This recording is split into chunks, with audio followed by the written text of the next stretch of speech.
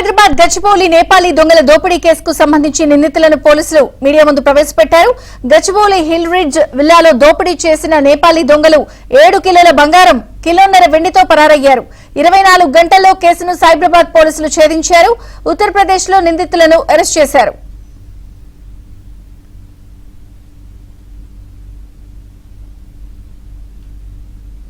ఈ అంశానికి సంబంధించి సైబరాబాద్ సిపి మీడియాతో మాట్లాడుతున్నారు. లైవ్ చూద్దాం.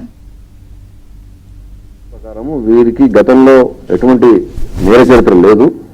అయితే పనిలో కుదిరిన తర్వాత అమాయకంగా నటిస్తూ నమ్మకాన్ని పెంపొందిస్తారు. ఆ నమ్మకం బాగా అతి జాగ్రత్తగా అతి చనువు పెంచుకున్న తర్వాత వారి అజాగ్రత్త, యజమానుల అజాగ్రత్త కూడా వారిని తొందరగా నమ్మేయడం, దాంతో వారి రోజు దినచర్యని వీళ్ళు గమనించడం, ప్లస్ ఇప్పుడు మాకు మిస్ అయిపోయినటువంటి వ్యక్తి కమల్ షాయి అనే వ్యక్తి ఎప్పుడైతే దొరుకుతాడో మాకు అప్పుడు ఇంకా కొన్ని వివరాలు తెలుస్తాయి. అతను ఏ విధంగా చేస్తున్నాడో, అతని వెనక ఇంకా ఎటువంటి గ్యాంగ్ ఉందో కూడా మాకు తెలుస్తుంది. సో వీళ్ళు అమాయకంగా నటించి వాళ్ళ కాన్ఫిడెన్స్ని గెయిన్ చేస్తారు. వాళ్ళ కాన్ఫిడెన్స్ గెయిన్ చేసి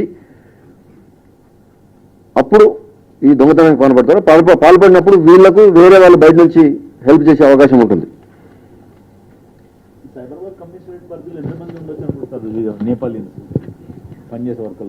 మాకున్నంత వరకు మాకున్న సమాచారం ప్రకారము మేము నమోదు చేసిన పోలీస్ స్టేషన్ వారీగా మేము నమోదు చేసినటువంటి నేపాలీ సిటిజన్స్ దాదాపు 1900 పైన ఉన్నారు.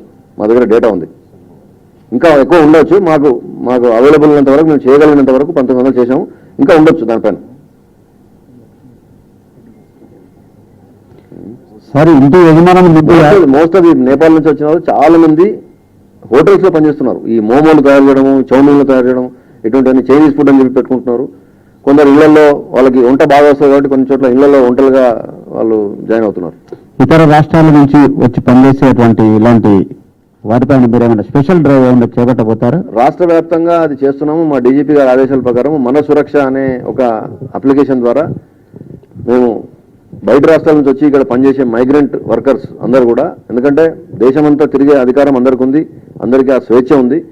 వారి జీవనాధారం కోసం రకరకాల ప్లేస్లకు అందరూ వెళ్తుంటారు. మన దగ్గర నుంచి కూడా చదువుకున్న వాళ్ళు అమెరికాకి వెళ్ళినట్లు, చదువు రాని వాళ్ళు, సెమీ స్కిల్డ్ వాళ్ళు కూడా మన దగ్గర పని ఉందని చెప్పి, పని దొరుకుతుందని ఇక్కడికి వస్తారు. వారందరినీ కూడా సురక్షితంగా చూసుకోవాల్సిన బాధ్యత, వారికి పని కల్పించాల్సిన బాధ్యత ఉంది. దాంతోపాటు వారందరూ కూడా సత్ప్రవర్తన కలిగి ఉండాలి, ఎటువంటి నేరం చేయకూడదు, లేదా గతంలో వాళ్ళకి నేర ప్రవృత్తి ఉండకూడదు అనే విషయాన్ని కూడా మేము దృష్టిలో పెట్టుకుని వాళ్ళందరినీ నమోదు చేసుకుని వాళ్ళకి ఏమైనా నేర చరిత్ర ఉందా కూడా చూస్తున్నాం.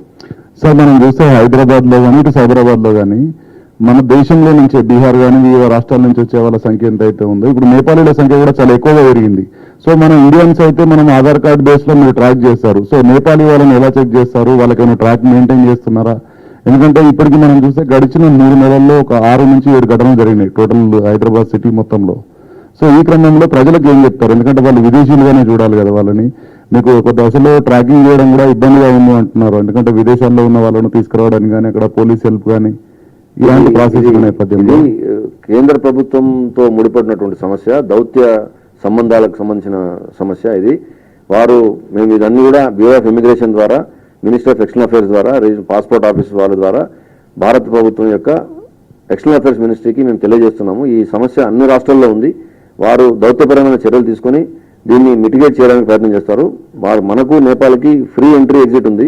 పాస్పోర్ట్, వీసా అవసరం లేకుండా ఐడెంటిటీ కార్డుతో చేసే అవకాశం ఉంది. కాబట్టి వాళ్ళందరూ కూడా పని కోసం మనకు వస్తూ ఉన్నారు. గతంలో ఉన్నటువంటి దౌత్యపరమైన స్నేహ భావంతో వాళ్ళందరూ మన దగ్గర రావడం, దశాబ్దాల కాలంతో చాలా మంది ఇక్కడ పనిచేస్తూ ఉన్నారు. అయితే ఈ కొద్ది మంది చేసినందుకు అంత మాత్రాన మిగతా నేపాల్ అందరూ కూడా చెడ్డవారు అని చెప్పేసి